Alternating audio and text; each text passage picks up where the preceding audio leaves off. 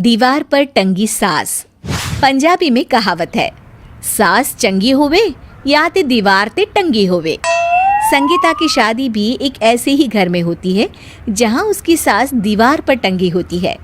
ससुर और पति शादी के पहले दिन उसे सास के फोटो के सामने ले जाते हैं, जहां ससुर जी कहते हैं, बेटा बेटा संगीता, ये तुम्हारी सास थी, बहुत नेक और भली, लेकिन थोड़ी गुस्सैल थी। गुस्सा आने पर सब तहस नहस कर देती थी, पर अब ये इस दुनिया में नहीं है। हाँ संगीता, माँ होती तो तुम इनकी कोई बात टाल नहीं सकती थी, वरना तो माँ घर में भूचाल ले आती। संगीता मन में खुश होती है कि अच्छा है कि ऐसी औरत अब इस घर में नहीं है, लेकिन दिखावे के लिए वो जैसे ही सास की फोटो के सामने हाथ जोड़कर खड़ी होती है, ये क्या? सास उसे देखकर मुस्कुराने लगी। संगीता आंखों को मलकर एक बार फिर से देखती है, लेकिन फिर सास के चेहरे का भाव, भंगिमा यानी एक्सप्रेशन बिल्कुल बदले होते हैं।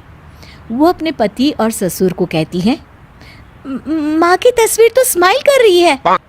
ना ना बेटी, ये कैसे संभव है? जरूर तुम्हें कोई गलती हुई होगी, ऐसा कैसे हो सकता है? लगता है तुम शादी की सारी फॉर्मेलिटी करते करते थक गई हो, तुम्हें आराम की जरूरत है संगीता। खैर, सारे संगीता की बात को इग्नोर कर कमरे में चले जाते हैं।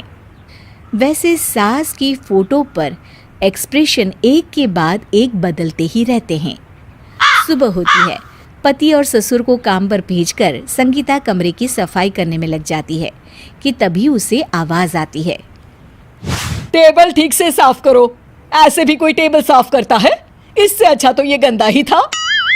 किसी औरत की आवाज सुन संगीता दंग रह जाती है और सोचने लगती है कि आवाज कहाँ से आई।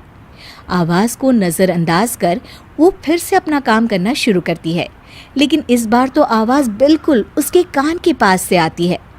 मेरा घर है ये, जब तक मैं थी चमका कर रखती थी, हर एक चीज शीशे की तरह थी। तुम्हें तो ना सफाई आती है ना कुछ पता है। क्यों तुम्हें मेरे घर की जिम्मेदारी दे दी गई है? पता नहीं तुम में मेरे बेटे को क्या दिखाई दिया। मैं होती तो एक से बढ़कर एक लड़कियों की लाइन लगा देती। अब संगीता को समझने में देर नहीं लगी कि ये आवाज किसी और की नहीं बल्कि उसकी सास की है, जो दीवार पर टंगी है।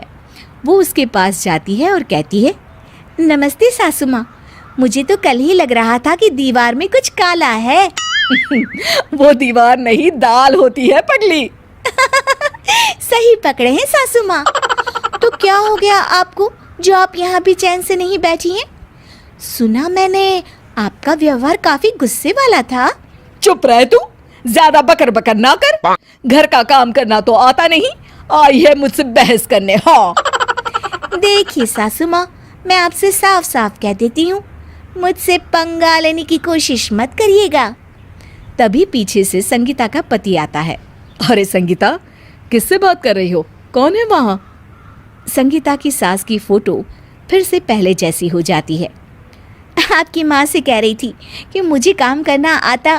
अरे संगीता, माना सास के ताने हर बहू को अच्छे लगते हैं, लेकिन यहाँ तो माँ है ही नहीं, तुम तो फोटो से ही। तुम भी लाजवाब हो संगीता। किसी को विश्वास नहीं होता कि संगीता अपनी मरी हुई सास की फोटो से बात करती है।